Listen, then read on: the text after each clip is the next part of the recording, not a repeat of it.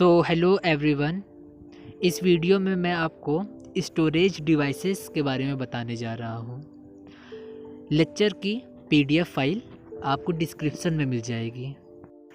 तो बेसिकली जो storage devices होती हैं वो दो टाइप की होती हैं, प्राइमरी स्टोरेज डिवाइस और सेकेंडरी स्टोरेज डिवाइस।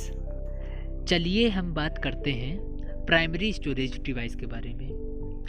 तो प्राइमरी स्टोरेज डिवाइस को वॉलेटाइल मेमोरी भी कहते हैं। यह कंप्यूटर की मेन मेमोरी होती है जिससे कंप्यूटर में स्टोर डेटा को तेज़ी से एक्सेस किया जाता है। यह दो टाइप की होती है, रैम यानी रैंडम एक्सेस मेमोरी, दूसरा रोम यानी रीड ओनली मेमोरी। रैम का पूरा नाम रैंडम एक्सेस मेमोरी होता है। इसे मेन मेमोरी और प्राइमरी मेमोरी भी कहते हैं। रैम में सीपीयू द्वारा करंटली में किए जा रहे कार्यों का डाटा और इंस्ट्रक्शन स्टोर रहता है। यह स्टोरेज डिवाइस सीपीयू का पार्ट होता है, इसलिए इसका डेटा डायरेक्ट एक्सेस किया जा सकता है।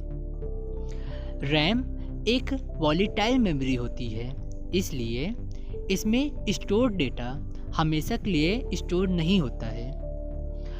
जब तक रैम में पावर सप्लाई ऑन रहती है या फिर जब तक आपका डेस्कटॉप ऑन रहता है तब तक डेटा रहता है। कंप्यूटर शटडाउन होने के बाद रैम का सारा डेटा ऑटोमेटिक डिलीट हो जाता है। Characteristic of computer RAM computer का पार्ट होता है। इसके बिना कंप्यूटर अपना काम नहीं कर सकता है। यह कंप्यूटर की प्राइमरी मेमोरी होती है और ये अवेलेबल डेटा को रैंडमली एक्सेस कर सकती है। रैम टेम्परेरी मगर तेज होती है। रैम और स्टोरेज डिवाइस के मुकाबले एक्सपेंसिव होती है। रॉबर्ट हीट डेनार्ड ने 1967 में रैम को इन्वेंट किया था। रोम या फिर read only memory. ROM chip RAM से काफ़ी सस्ती होती है। रैम में सिर्फ एक बार डेटा को प्रोग्राम करने के बाद फिर उसे रीप्रोग्राम नहीं किया जा सकता है। यह रैम से अधिक भरोसेमंद होती है क्योंकि पावर सप्लाई ऑफ होने के बाद भी रोम में डाटा सेफ बना रहता है, डिलीट नहीं होता है। यह एक स्टेबल स्टोरेज डिवाइस होती है। रोम सीपीयू का एक पार्ट होता है। यह एक नॉन वॉलेटाइल मेमोरी है जो कि पावर ऑफ होने के बाद डेटा को बनाए रखती है, डिलीट नहीं करती है। चलिए हम बात करते हैं सेकेंडरी स्टोरेज डिवाइस के बारे में। यह कंप्यूटर की परमानेंट मेमोरी होती है जिसमें डेटा और इंफॉर्मेशन स्थायी रूप से स्टोर रहता है। सेकेंडरी स्टोरेज डिवाइस को ऑक्सिलरी स्टोरेज डिवाइस भी कहते हैं। इसमें डेटा रखने की कैपेसिटी अधिक होती है क्योंकि इसकी स्टोरेज क्षमता अधिक होती है। सेकेंडरी स्टोरेज डिवाइस में इंटरनल और एक्सटर्नल रूप से डेटा को स्टोर करके रखा जाता है, जैसे hard disk, optical disk drive, USB storage drive etcetera. इसमें डेटा स्टोरेज को घटाया या बढ़ाया भी जा सकता है, बट इसमें डेटा एक्सेस करने की स्पीड प्राइमरी स्टोरेज डिवाइस से धीमी होती है। अगर कोई हमसे पूछे what is the definition of storage device, तो all those device which are used to store data are called storage device.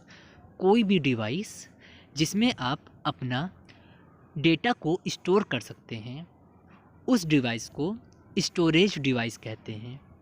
जैसे floppy disk, zip disk, DVD, CD, pen drive, hard disk, memory card etcetera.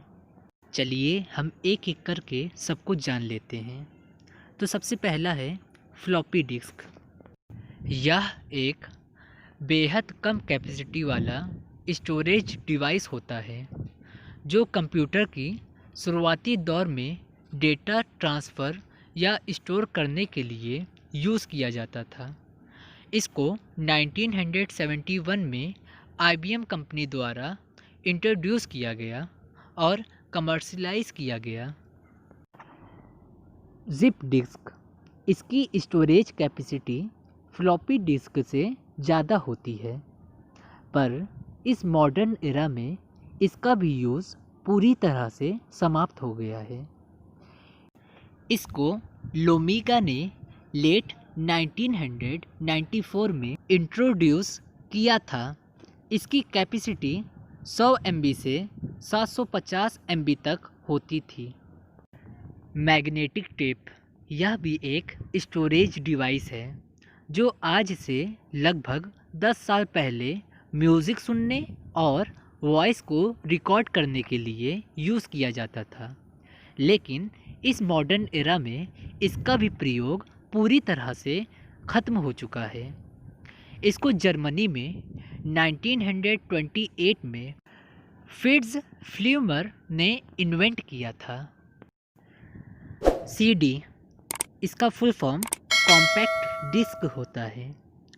CD के invent से data transfer आसानी से होने लगा, लेकिन इसका भी यूज़ लगभग बंद हो चुका है। इसको सोनी, फिलिप्स ने मिलके एक साथ को डेवलप किया था और 1982 में रिलीज़ किया था। इसमें मैक्सिमम 700 MB डेटा स्टोर करने की कैपेसिटी थी। डीवीडी, जिसका फुल फॉर्म होता है डिजिटल वर्सिटाइल डिस्क, अब तक बताई हुई सभी स्टोरेज डिवाइस में सबसे ज़्यादा कैपेसिटी वाली डिवाइस डीवीडी है, लेकिन पेन ड्राइव आने से इसका भी यूज़ लगभग बंद हो चुका है। इसको 1995 में सोनी, फिलिप्स, पैनासोनिक और तोशिबा कंपनी ने एक साथ डेवलप किया और 1996 में इसको रिलीज़ किया। पहला डीवीडी प्लेयर को नवंबर 1996 में जापान में रिलीज़ किया गया था, जिसका नाम तोशिबा SD3000 था। जहां आप सीडी में केवल 700 MB डेटा स्टोर कर सकते हैं, वहीं डीवीडी में आप 4.7 GB से लेकर मैक्सिमम 17.08 GB तक डेटा को स्टोर कर सकते हैं। मेमोरी कार्ड, यह बेहद छोटी, मॉडर्न एंड हाई कैपेसिटी वाली स्टोरेज डिवाइस है। आजकल इसका use mobile phone, digital camera, iPod, tablet etcetera में हो रहा है। मेमोरी कार्ड 1980 में फुजियाओ मसुका द्वारा तोशिबा में इन्वेंट किया गया और 1987 में तोशिबा कंपनी द्वारा कमर्शियलाइज किया गया। सभी मेमोरी कार्ड का साइज़ एक जैसा होता है, बट सबकी स्टोरेज कैपेसिटी डिफरेंट होती है। जैसे 256 MB, 512 MB, 1 GB, 2 GB, 4 GB, 8 GB etcetera. Pen drive, यह छोटी पेन की शेप की दिखाई देने वाली हाई कैपेसिटी वाली सुविधाजनक स्टोरेज डिवाइस है। इसका पोर्ट USB होता है। इसका स्टोरेज कैपेसिटी डिफरेंट टाइप की होती है, जैसे 1 GB, 2 GB, 4 GB, 8 GB etcetera. चलिए हम बात करते हैं हमारी आखिरी स्टोरेज डिवाइस के बारे में, जिसका नाम है HDD या फिर हार्ड डिस्क ड्राइव। इसका यूज़ कंप्यूटर में डेटा स्टोर करने के लिए किया जाता है। यह लगभग 500 ग्राम की होती है। यह लैपटॉप में छोटे साइज़ की होती है, वहीं CPU में बड़े साइज़ की होती है। यह 2 टाइप की होती है। इंटरनल हार्ड डिस्क जो PC या लैपटॉप के अंदर इंस्टॉल कर दी जाती है। एक्सटर्नल हार्ड डिस्क जो USB पोर्ट की मदद से यूज़ की जाती है, जैसे हम पेन ड्राइव को यूज़ करते हैं। इसकी स्टोरेज क्षमता डिफरेंट टाइप की होती है, जैसे 10 GB, 20 GB, 40 GB, 80 GB etcetera. Hard disk drive को IBM कंपनी ने 1956 में डिस्कवर किया था। Thank you.